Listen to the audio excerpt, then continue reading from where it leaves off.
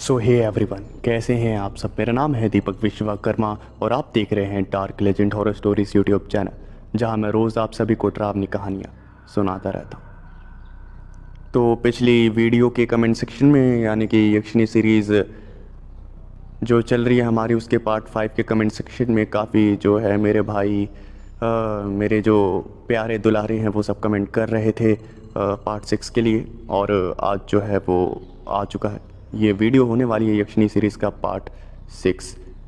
कर तो मैं कल अपलोड देता, लेकिन कल कुछ ऐसा हुआ कि मुझे कुछ काम था और आधार कार्ड में कुछ चेंजेस वगैरह कराने थे, जिसकी वजह से मुझे काफ़ी दूर जाना पड़ा। और आप जानते ही हैं, जब इंसान सरकारी काम करवाने के लिए जाता है तब हाँ, दिन दिन का कहाँ जाता है वक्त कुछ पता नहीं चलता। तो मेरे साथ भी कुछ ऐसा ही हुआ। तकरीबन 10 बजे मैं गया और 3 बजे मैं आया। लाइन काफ़ी ज़्यादा मतलब लंबी थी।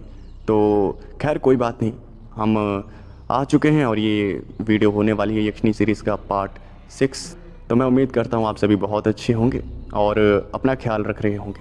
तो चलिए शुरू करते हैं यक्षिणी सीरीज़ के पार्ट 6 को।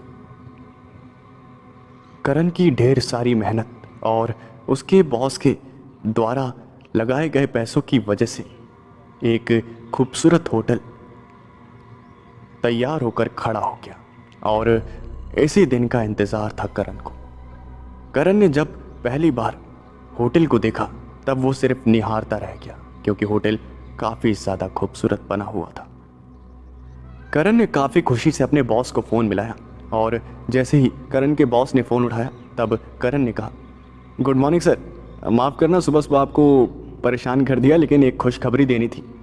और जैसे ही ये बात करण के बॉस ने सुनी तब करण के बॉस ने कहा, क्या बात है, सुबह सुबह खुशखबरी दे रहे हो और कह रहे हो कि तुम परेशान कर रहे हो। अरे कैसी बातें करते हो तुम, बताओ बताओ क्या बात है आखिर। और फिर करण ने बताया, अरे सर, खुशखबरी ये है कि जो हमारा होटल है वो तैयार हो गया है। फिनिशिंग जो है वो कंप्लीट हो गई है और अब होटल जो है वो पूरी तरह से तैयार है। और जैसे ही करण के बॉस ने ये बात सुनी तब वो हंसने लगे और करण के बॉस ने कहा, क्या बात है, मज़ा आ गया। मुझे पता था अगर तुम काम संभाल रहे हो तो होटल जल्द से जल्द बनकर तैयार हो जाएगा। हम उस होटल की ओपनिंग पे एक बहुत बड़ी पार्टी रखेंगे, काफ़ी मज़ा आएगा। और फिर देखना, हम बड़े बड़े सेलिब्रिटीज़ को इनवाइट करेंगे और फिर हमारा होटल जो है वो काफ़ी बड़ा हो जाएगा। लोग उसे जानने लगेंगे, पहचानने लगेंगे और फिर हमारा होटल जो है वो चल पड़ेगा। मैं आता हूँ और देखता हूँ आखिर होटल बना कैसे। मैं काफ़ी ज़्यादा एक्साइटेड हूँ। और जैसे ही करण ने ये सारी बातें सुनी तब करण ने कहा, जी सर, आप ज़रूर आइए, मैं काफ़ी एक्साइटेड हूँ आपका रिएक्शन देखने के लिए। और जैसे ही करण के बॉस ने ये बात सुनी तब वो हंसने लगे और उन्होंने कहा, हाँ हाँ, जैसे ही मुझे फ़्लाइट मिलती है वहाँ की तब मैं आता हूँ। अगले ही दिन करण के बॉस वहाँ पर आए और जैसे ही करण ने अपने बॉस को देखा तब करण ने अपने बॉस से कहा, अरे आप आ गए, हाँ चलिए आराम कर लीजिए थोड़ा सा और उसके बाद हम दोनों चलते हैं, फिर मैं आपको होटल दिखाता हूँ। जैसे ही करण के बॉस ने ये बात सुनी तब करण के बॉस ने कहा, अरे मुझसे तो सब्र नहीं हो रहा, मैं उस होटल को देखना चाहता हूँ बस। चल खैर कोई बात नहीं, चलो थोड़ी देर आराम कर ही लेता हूँ, काफ़ी लंबा सफ़र था। ये कहकर करण के जो बॉस थे वो आराम करने लगे और शाम के वक्त वो दोनों होटल देखने के लिए गए। जैसे ही करण के बॉस ने होटल को देखा तब उनकी खुशी का कोई ठिकाना ही नहीं रहा। करण के बॉस ने करण से कहा, वाह करण, क्या होटल बनवाया तुमने, मज़ा आ गया, कितना खूबसूरत है ये, आलीशान होटल इसे कहते हैं। मुझे पता था कि अगर मैं तुम्हें इस होटल की जिम्मेदारी दूंगा तब तुम उसे काफ़ी अच्छे से निभाओगे और तुमने निभाया भी। मैं काफ़ी इंप्रेस हुआ तुमसे। रुको करण, मैं किसी बड़े पंडित से पूछता हूँ कि आखिर होटल की ओपनिंग करने के लिए सबसे शुभ मुहूर्त कौन सा होगा। ये कहकर करण के बॉस ने एक पंडित को फ़ोन मिलाया और करण के बॉस ने कुछ देर बात करी और उसके बाद करण के बॉस ने फ़ोन रखते हुए कहा, तो करण, एक शुभ मुहूर्त है जो कि पंडित जी ने मुझे बताया है और वो मुहूर्त जो है वो 1 महीने बाद का है। तो हमारे पास 1 महीने का समय है। पार्टी ऑर्गेनाइज़ करते हैं, काफ़ी बड़ा जो है वो सेलिब्रेशन करेंगे और साथ ही साथ जो है वो काफ़ी लोगों को इनवाइट करेंगे ताकि हमारे होटल्स के बारे में लोगों को पता चल सके। करण को ये आइडिया काफ़ी पसंद आया और फिर करण ने जो है वो पार्टी की जो तैयारियां थी वो करनी शुरू कर दी। करण काफ़ी ज़्यादा खुश था। करण के जो बॉस थे वो अपना बिजनेस देखने के लिए वापस शहर चले गए और करण वहीं पर रुका रहा। एक शाम बहुत ज़ोर से बारिश हो रही थी। बारिश काफ़ी ज़्यादा तेज़ थी और करण होटल में कुछ ज़रूरी काम करवा रहा था। तभी करण ने देखा कि एक लड़की छाता लेके होटल की तरफ आ रही थी और करण फिर बाहर आया। करण ने उस लड़की से पूछा, अरे आप इतनी बारिश में कहाँ परेशान हो रही है? आप यहाँ पर इंतज़ार कर लीजिए, जब बारिश बंद हो जाए तब आप यहाँ से चले जाइएगा। और जैसे ही उस लड़की ने यह बात सुनी तब वो करण की शक्ल को देखती रही। तकरीबन 1 मिनट तक वो करण की शक्ल को देखती रही और फिर करण ने कहा, क्या हो गया, मेरी शक्ल पे कुछ लगा है क्या? और जैसे ही ये बात उस लड़की ने सुनी तब उसने ना में सर हिलाया और फिर करण ने उस लड़की से पूछा, तो क्या मैं पूछ सकता हूँ आप कहाँ जा रही थी? और फिर उस लड़की ने जवाब दिया, जी मैं वो गुज़र रही थी सिर्फ यहाँ से और मैंने आपका ये होटल देखा तो मुझे काफ़ी अच्छा लगा, तो मैं इसे थोड़ा देखने के लिए पास आ गई। और फिर करण ने जैसे ही ये बात सुनी तब करण ने कहा, हाँ होटल तो ये काफ़ी अच्छा है लेकिन मेरा नहीं है। मेरे जो बॉस हैं उन्होंने सारा पैसा इस पर इन्वेस्ट किया है, तो ये होटल उनका हुआ। मैंने तो सिर्फ ये होटल जो है बनवाने का काम वगैरह जो है वो करवाया है। और फिर उस लड़की ने करण से पूछा, अच्छा तो आपका नाम क्या है? और फिर करण ने जवाब दिया, जी मेरा नाम करण है, और आपका? और इसके जवाब में उस लड़की ने अपना नाम अंजलि बताया। और जैसे ही करण ने उस लड़की का नाम सुना तब करण ने कहा, जी काफ़ी अच्छा नाम है आपका, आपसे मिलकर काफ़ी खुशी हुई। वो दोनों काफ़ी देर तक एक दूसरे से बातें करते रहे और बारिश जो थी वो रुकने का नाम नहीं ले रही थी। और बातों ही बातों में उस लड़की ने करण से कहा, अगर आप बुरा ना माने तो क्या मैं इस होटल में रुक सकती हूँ? और जैसे ही करण ने यह बात सुनी तब करण ने कहा, अरे अंजलि जी आप इस होटल में कैसे रुक सकती हैं? अभी ये होटल खुला भी नहीं है और इसकी जो ओपनिंग है वो हुई नहीं है, तो आप कैसे यहाँ रह सकती हैं? और फिर अंजलि ने जवाब दिया, अरे प्लीज़ आप रख लीजिए ना, कुछ ही दिनों की बात है, मैं यहाँ टूरिस्ट हूँ, बस घूमने के लिए आई हूँ। लेकिन आप भी जानते हैं यहाँ आसपास कोई होटल नहीं है, आपने ही ये सिर्फ ये होटल बनाया है, अब मैं कहाँ भटकूंगी इतनी रात को? और जैसे ही ये बात करण ने सुनी तब करण ने कहा, हाँ ठीक है आप सही कह रही हैं, कोई बात नहीं, आप एज अ गेस्ट नहीं, आप ऐसे ही रुक जाइए, क्योंकि अगर आपको गेस्ट बनकर रुकना है तब वो ओपनिंग के बाद ही हो पाएगा। लेकिन आप एज अ फ्रेंड, क्या मैं आपको फ्रेंड कह सकता हूँ? और इसके जवाब में अंजलि ने कहा, हाँ हाँ क्यों नहीं। और इसके जवाब में फिर करण ने कहा, हाँ तो अंजलि जी एज अ फ्रेंड आप यहाँ पर जो है वो रुक सकती हैं, एज अ गेस्ट नहीं। अंजलि और करण दोनों उस होटल में चले गए और करण जो था वो अंजलि को उस होटल के बारे में जानकारी देने लगा। करण ने जो अपना जो रूम था वो अंजलि को दे दिया ताकि अंजलि उसमें रह पाए और करण बाहर सोने लगा। और जब अंजलि ने करण को बाहर सोते हुए देखा तब अंजलि ने कहा, अरे आप बाहर क्यों सो रहे, ये रूम तो आपका है ना? और जैसे ही ये बात करण ने सुनी तब करण ने जवाब दिया, नहीं, अगर आप इस रूम में रह रही हैं तो मैं इसमें नहीं रह सकता, आप आराम से यहाँ रहिए, कोई दिक्कत वाली बात नहीं है, इतना बड़ा होटल है, मैं कहीं भी आराम से रह लूँगा, इतनी कोई दिक्कत वाली बात नहीं है, आप इस रूम में अच्छी तरह से रहिए बिना किसी परेशानी के। रात बीत गई और सुबह हुई। जैसे ही अंजलि की आंखें खुली तब उसने देखा कि करण बाहर कहीं भी नहीं था। और फिर थोड़ी ही देर बाद करण वहाँ पर, और तभी थोड़ी देर बाद वहाँ करण एक ट्रे पर चाय के कप रखकर लेकर आया। और जैसे ही अंजलि ने करण को चाय के कप लाते हुए देखा तब अंजलि ने कहा, अरे आप चाय क्यों बना रहे थे, हम बाहर से मंगवा लेते ना, और यहाँ स्टाफ। जैसे ही ये बात करण ने सुनी तब करण ने जवाब दिया, अरे स्टाफ तो अभी हमने हायर ही नहीं किया है, और रही बात बाहर की चाय की तो वो इतनी भरोसेमंद नहीं होती, मुझे वो पसंद नहीं, इसलिए मैं खुद के हाथों की चाय ही ज़्यादा प्रेफर करता हूँ। आप पीजिए, मुझे चाय बनानी आती है, आपको इसमें नौसिखिए वाला स्वाद नहीं मिलेगा। और जैसे ही ये बात अंजलि ने सुनी तब अंजलि हंसने लगी और अंजलि ने एक चाय का कप उठाया और चाय को पीने लगी। जैसे ही उसने चाय की जो है वो एक सिप ली, तब अंजलि ने कहा, क्या बात है, ये चाय तो काफ़ी ज़्यादा बढ़िया है।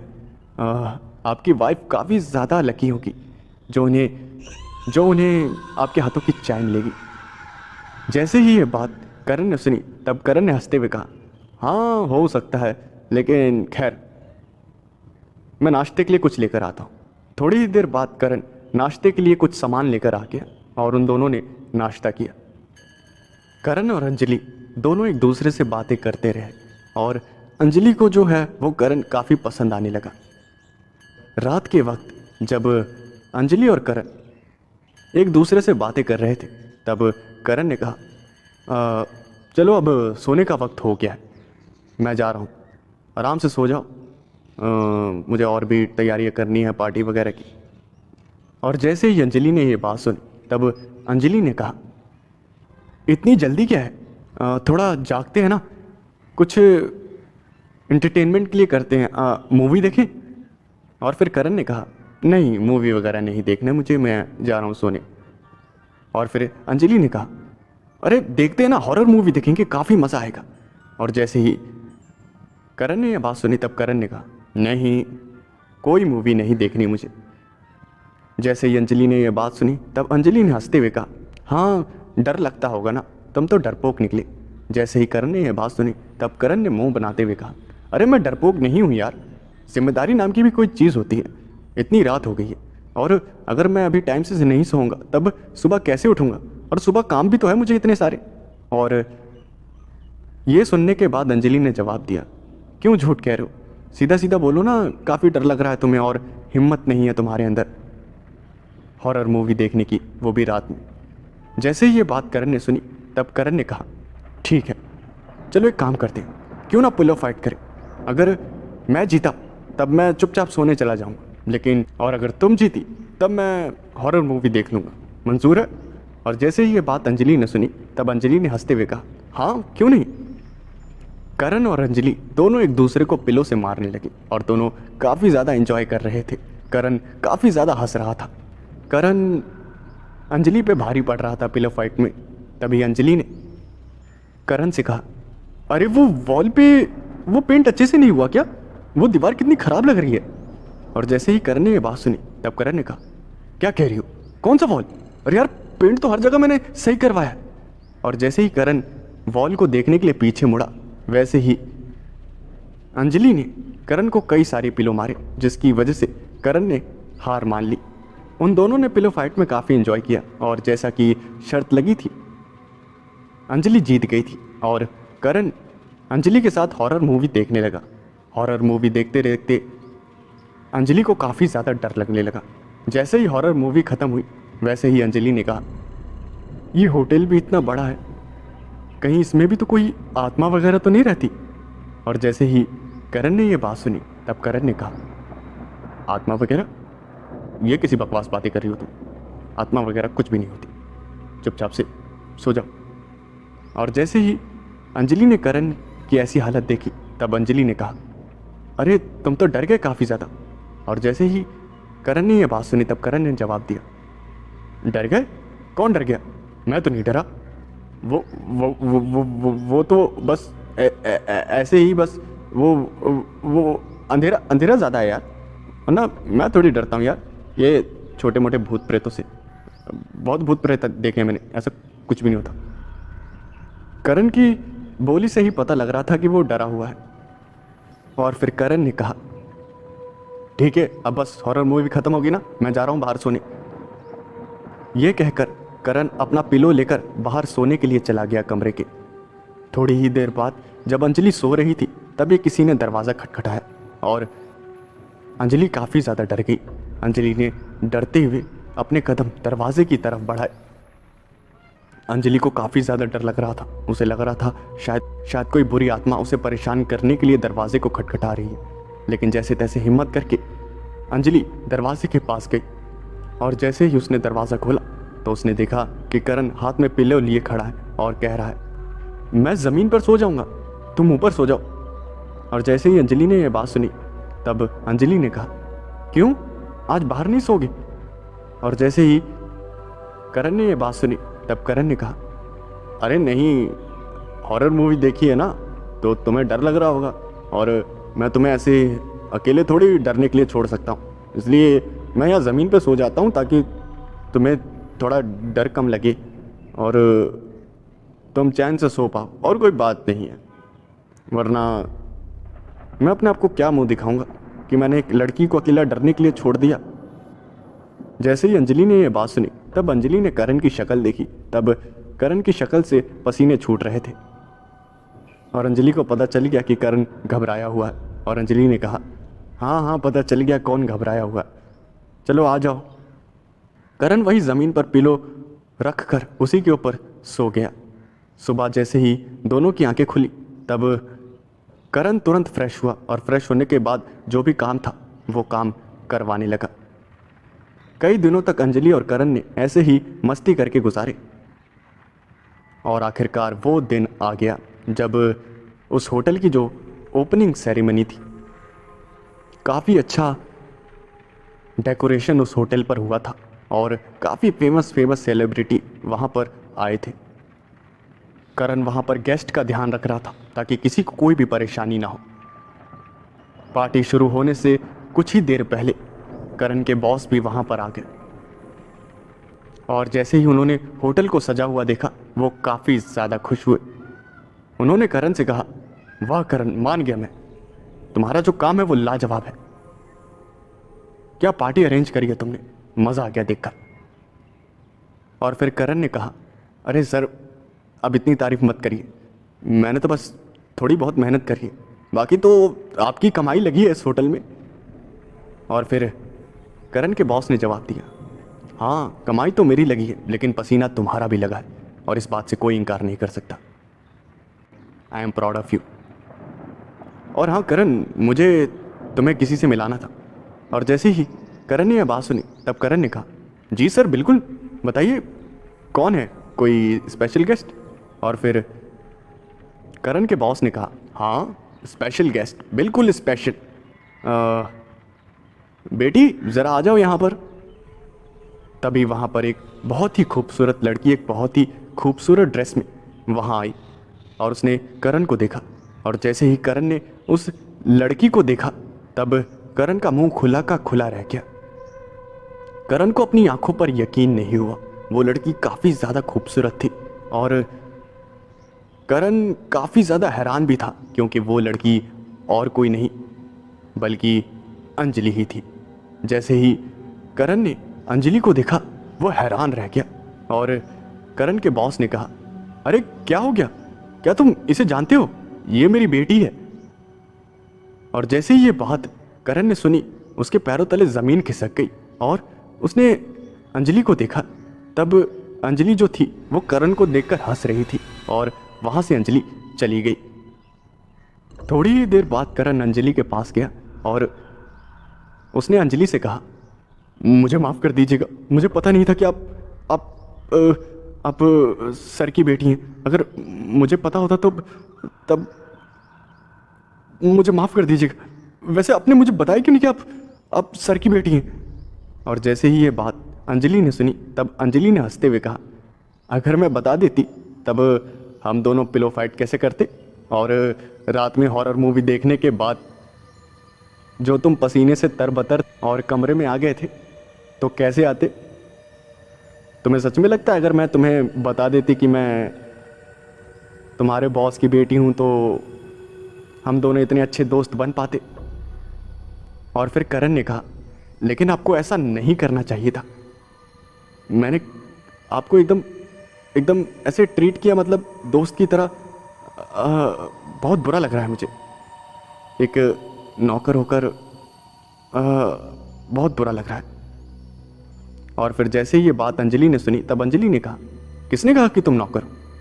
पापा ने तुम्हें कभी नौकर नहीं कहा, मैंने काफ़ी बातें सुनी तुम्हारे बारे में, काफ़ी मेहनती हो और काफ़ी चीज़ें, और मेरे पापा ने कभी मेरे सामने तुम्हें नौकर नहीं बोला। और फिर करण ने जवाब दिया, हाँ उनका बड़प्पन है। करण वहाँ पार्टी में इधर से उधर गेस्ट को देखने लगा कि किसी गेस्ट को कोई परेशानी ना हो। बड़े बड़े सेलिब्रिटीज़ आए थे और होटल की रेपुटेशन का सवाल था, तो करण किसी भी तरह का कोई रिस्क नहीं लेना चाहता था। करण जो था वो पूरा मैनेज कर रहा था पार्टी को। तभी उसने वहाँ पर देखा कि अमृता भी वहाँ पर आई हुई थी, और जैसे ही उसने अमृता को देखा तब उसकी आंखों के सामने अंधेरा छाने लगा। करण को कुछ भी समझ नहीं आ रहा था, आखिर अमृता वहाँ क्या कर रही थी पार्टी में। और तभी उसने देखा कि उसका हस्बैंड भी उसके साथ था और वो दोनों साथ में पार्टी में आ रहे थे। उन्होंने वहाँ जो बाहर खड़े थे सिक्योरिटी गार्ड, उन्हें इनविटेशन कार्ड दिखाया और अंदर आ गए। इसका मतलब उन्हें किसी ने इनवाइट किया था। और फिर करण अपने बॉस के पास गया और उसने अपने बॉस से पूछा, सर ये जो कपल है क्या आपने इनवाइट किया इन्हें? और करण के बॉस ने जवाब दिया, हाँ क्यों, इसने काफ़ी काम किया है मेरे कुछ होटल्स में, तो मैंने सोचा इसे भी बुला लूँ, ये यहीं पास का रहने वाला है ना। क्या गांव का नाम था? हाँ बहादुरगढ़ का रहने वाला है, तो मैंने सोचा यार काम इसने किया है तो इनवाइट दे देता हूँ, क्या फ़र्क पड़ता है, क्यों कोई प्रॉब्लम है क्या? और जैसे ही करण ने बात सुनी तब करण ने जवाब दिया, नहीं सर कोई प्रॉब्लम नहीं है, मैं तो बस ऐसे पूछ रहा था कैजुअली। और फिर करण ने अपने बॉस से पूछा, सर आप कुछ लेंगे? सब कुछ ठीक चल रहा था, हर कोई पार्टी में एंजॉय कर रहा था, लेकिन करण अमृता की शक्ल देखने के बाद काफ़ी ज़्यादा टेंशन में था। वो काफ़ी ज़्यादा परेशान हो रहा था, उसे रोना आ रहा था। वो अमृता को किसी और के साथ देख रहा था। अमृता अपने हस्बैंड के साथ काफ़ी हंस बोल कर बात कर रही थी और करण के दिल में ये बात खंजर की तरह चुभ रही थी। अमृता ने भी करण को देखा, तब उसने देखा कि करण लोगों से बार बार पूछ रहा था, किसी चीज़ की कोई प्रॉब्लम तो नहीं, किसी चीज़ की कोई प्रॉब्लम तो नहीं है, किसी चीज़ की सर आपको कुछ चाहिए, सर आपको? और फिर अमृता ने दबी सी आवाज़ में कहा, मुझसे शादी करने आया था, औकात देखो, आज भी बस वेटरिंग का काम कर रहा है। पहले उस छोटी सी कंपनी में नौकरी करता था, अब यहाँ पर वेटरिंग कर रहा है। अच्छा हुआ इसे शादी नहीं करी, वरना पता नहीं क्या होता मेरा। करण अमृता से ज़्यादा दूर नहीं खड़ा था, इसलिए उसने अमृता की सारी बातें सुन ली। और जैसे ही उसने ये बात सुनी तब उससे रहा नहीं गया और उसकी आंखों से जो आंसू थे वो झलक ही गए। वो अपने आप को संभालने के लिए बाथरूम में चला गया और वो वहाँ पर रोने लगा। रोते रोते उसकी आंसू गिर रहे थे। उसने कभी सोचा भी नहीं था कि अमृता उसे ये सब बोलेगी, लेकिन अमृता ने आखिरकार ये सब बोल दिया था। कोई गैर बेइज्जती करे तब इतना दर्द नहीं होता, लेकिन वो इंसान आपकी बेइज्जती करे जिससे आप सबसे ज़्यादा प्यार करते हैं, तब वो जो बेइज्जती होती है वो एक ना सहे जाने वाला दर्द दे देती है। और वही करण के साथ हुआ था। करण रोते रोते अपने आप को संभालने लगा और उसने अपने आंसुओं को पोंछा और मुंह धोने के बाद वापस पार्टी में आ गया।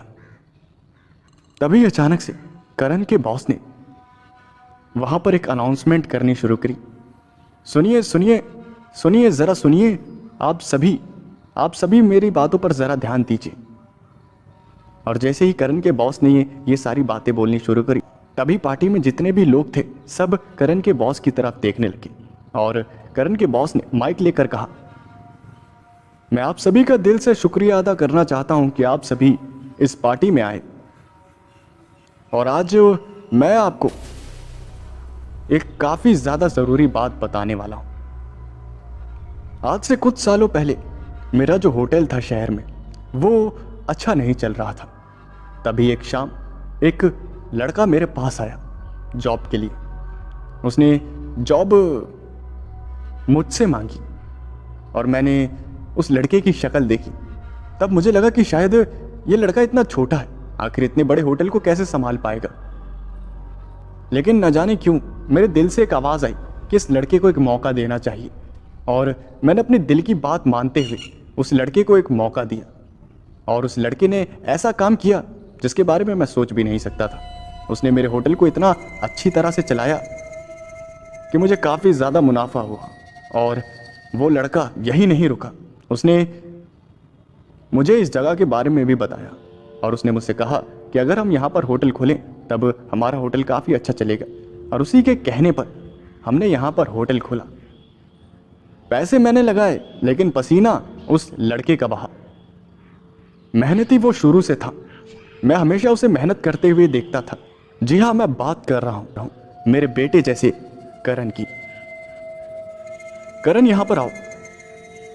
और जैसे ही करण ने ये बात सुनी तब उसने अपने बॉस की शक्ल देखी और उसे यकीन नहीं हुआ कि आखिर होने क्या वाला है। सारी जो लाइटनिंग थी वो सब करण के ऊपर आने लगी। करण को कुछ भी समझ नहीं आ रहा था। करण अपने बॉस के पास आया और करण के बॉस ने कहा, तो ये है मिस्टर करण जिन्होंने ये पार्टी ऑर्गेनाइज करी है और ये होटल बनाने में इनका काफ़ी बड़ा योगदान रहा है। इन्होंने काफ़ी मेहनत करी है इस होटल को बनाने में। और मैं एक बहुत बड़ी अनाउंसमेंट करना चाहता हूँ। मैं अपनी बेटी अंजलि की शादी करण के साथ करवा रहा हूँ। और जैसे ही करण ने यह बात सुनी तब उसके पैरों तले ज़मीन खिसक गई और उसे कुछ भी समझ नहीं आया कि आखिर वो क्या बोले। उसने अंजलि की तरफ देखा और अंजलि ने मुस्कुराते हुए करण को हाँ कहा। करण को कुछ भी समझ नहीं आया कि आखिर हो क्या रहा है। करण ने धीमी सी आवाज़ में अपने बॉस से कहा, सर आप ये क्या कह रहे हैं? आपकी बेटी की शादी, वो भी मुझसे? और जैसे ही करण के बॉस ने यह बात सुनी तब करण के बॉस ने कहा, अरे क्या हो गया, मेरी बेटी में कोई कमी है? करण ने जवाब देते हुए कहा, अरे नहीं सर, आप ये कैसी बातें कर रहे हैं? लेकिन मैं तो मामूली सा एक एम्प्लॉय हूँ आपका और आप अपनी बेटी की शादी मुझसे कर रहे हैं। और फिर करण के बॉस ने हंसते हुए कहा, अरे मेरी बेटी को तुम बहुत पसंद आए हो। उसने मुझे बताया कि तुम काफ़ी फ्रेंडली थे उसके साथ। तुम्हारे बोलने का तरीका, तुम्हारा जो फ्रेंडली बिहेवियर है मेरी बेटी को काफ़ी ज़्यादा पसंद आया और तुम मेरी बेटी को काफ़ी पसंद आ चुके हो। और मेरी बेटी में कोई कमी थोड़ी है, तो कर लो ना शादी, प्रॉब्लम थोड़ी है। और मैं तुम्हें एक सीक्रेट बात बताऊं, जब तुम्हारी और मेरी अंजलि की शादी हो जाएगी ना तब मैं ये पूरा होटल तुम्हारे नाम करवा दूंगा और तुम इसे आराम से चलाना। करण को कुछ भी समझ नहीं आ रहा था। करण ने अपने बॉस से कहा, क्या आप ये 12 करोड़ का होटल मेरे नाम करवा रहे हैं? अरे सर, मुझे कुछ भी समझ नहीं आ रहा, मुझे थोड़ा वक्त चाहिए। करण वहां से तुरंत चला गया और बाथरूम में शीशे में अपनी शक्ल देखने लगा और ये सोचने लगा कि आखिर उसकी जिंदगी में हो क्या रहा है। तभी उसके पीछे से एक आवाज आई, क्या हो गया? कर लो शादी, बदले में 12 करोड़ का होटल मिल रहा है। तुम्हारा सपना भी तो यही था ना, एक बहुत बड़ा होटल चलाना। तुम्हारा सपना भी पूरा हो रहा है और तुम्हें क्या चाहिए? जैसे ही करण ने पीछे मुड़कर देखा तब उसने देखा कि वही लड़की करण के पीछे खड़ी थी। करण की आंखों में आंसू आ गए और करण ने उस लड़की से कहा, यह बात तुम कह रही हो? तुम्हें पता भी है तुम क्या कह रही हो? तुम मुझे किसी और से शादी करने के लिए कह रही हो? होश में हो? और फिर उस लड़की ने जवाब दिया, होश में हूं, बिल्कुल होश में हूं। तुम्हें 12 करोड़ का होटल मिल रहा है, तुम्हारी जिंदगी सफल बन रही है, तब मैं तुम्हें कैसे रोक सकती हूँ? मेरे पास तो कुछ है ही नहीं तुम्हें देने के लिए। और तुम्हारे बॉस अपनी बेटी से शादी करने के लिए तुम्हें 12 करोड़ का होटल दे रहे हैं और तुम्हें क्या चाहिए? वो लड़की भी काफ़ी ज़्यादा खूबसूरत है, मैंने तुम्हें देखा उसके साथ हंसते हुए, उसके साथ हंस हंस के बातें करते हुए, काफ़ी बुरा लगा। लेकिन मेरे ख्याल से तुम उसी के साथ खुश रहोगे। करण फिर से एक बार पार्टी में आया और उसने अपने बॉस को कहा, आपने मेरे लिए जितना भी किया, मैं वो एहसान कभी भी नहीं चुका पाऊंगा। आपने मुझे हमेशा मेरे पिताजी की याद दिलाई है। लेकिन मुझे माफ़ करिएगा, मैं आपकी बेटी से शादी नहीं कर सकता। आपकी बेटी बहुत अच्छी है, आपकी बेटी में कोई कमी नहीं, लेकिन मैं आपकी बेटी से शादी नहीं कर सकता। मुझे माफ़ करिएगा, मैं जा रहा हूँ हमेशा के लिए। अमृता भी ये सब देख रही थी और उसका मुंह खुला का खुला था। वो हैरान थी कि आखिर उसने करण को क्या समझा था और करण आखिर में है क्या। करण की इतनी इज्जत थी कि एक अरबपति बाप अपनी बेटी की शादी उससे करवा रहा था, और वहीं पर अमृता करण को कुछ भी नहीं समझती थी। अमृता हैरान थी कि आखिर करण इतना बड़ा था, तब उसने कभी अमृता के हंसने का जवाब क्यों नहीं दिया। अगर करण चाहता तब अमृता को कुछ ही वक्त में बेइज्जत कर सकता था, लेकिन उसने कभी अमृता को बेइज्जत नहीं किया। करण के बॉस ने करण से पूछा, तो आखिर बात क्या है, आखिर क्या प्रॉब्लम है। और फिर करण ने जवाब दिया,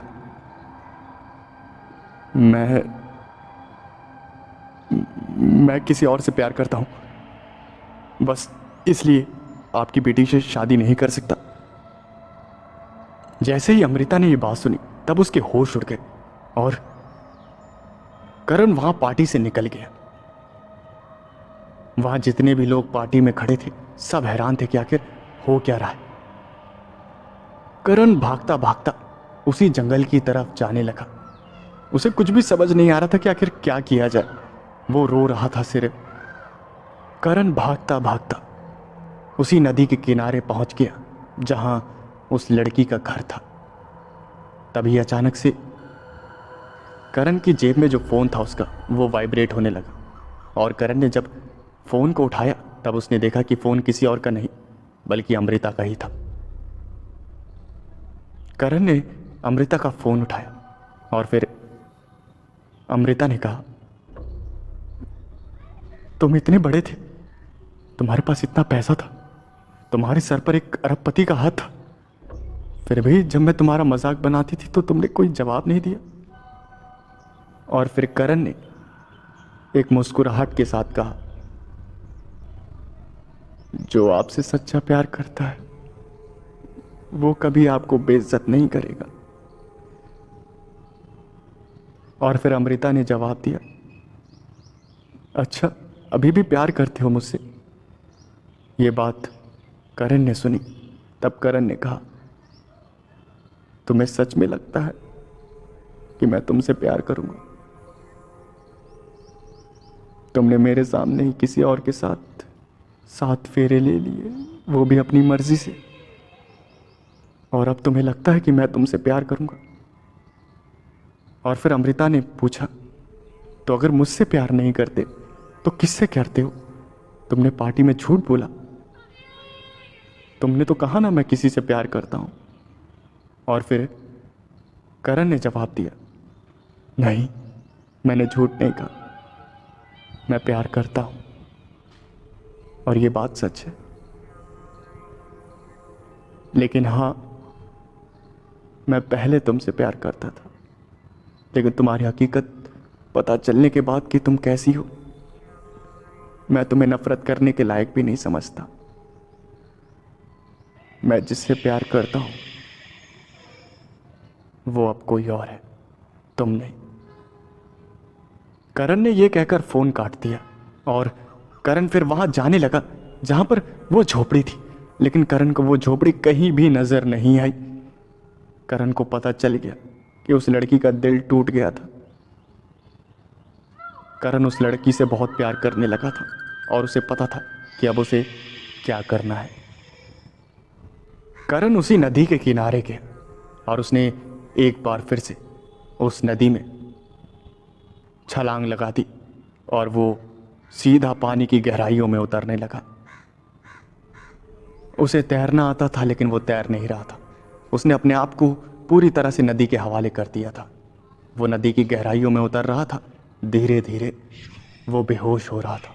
उसकी आंखें बंद हो रही थी और वो बेहोश हो गया। कुछ ही देर बाद उसकी आंखें खुली तब उसने जो देखा, उसे देखने के बाद उसके चेहरे पर मुस्कुराहट आ गई। उसने देखा कि वो उसी झोपड़ी में था और वो लड़की वहाँ खाना बना रही थी। और फिर करण ने उस लड़की से पूछा, क्यों बचाया मुझे? और फिर उस लड़की ने करण की तरफ देखते हुए कहा, क्योंकि मैं तुमसे प्यार करती हूँ। और फिर उस लड़की ने करण से पूछा, तुमने अपने बॉस की बेटी से शादी क्यों नहीं करी?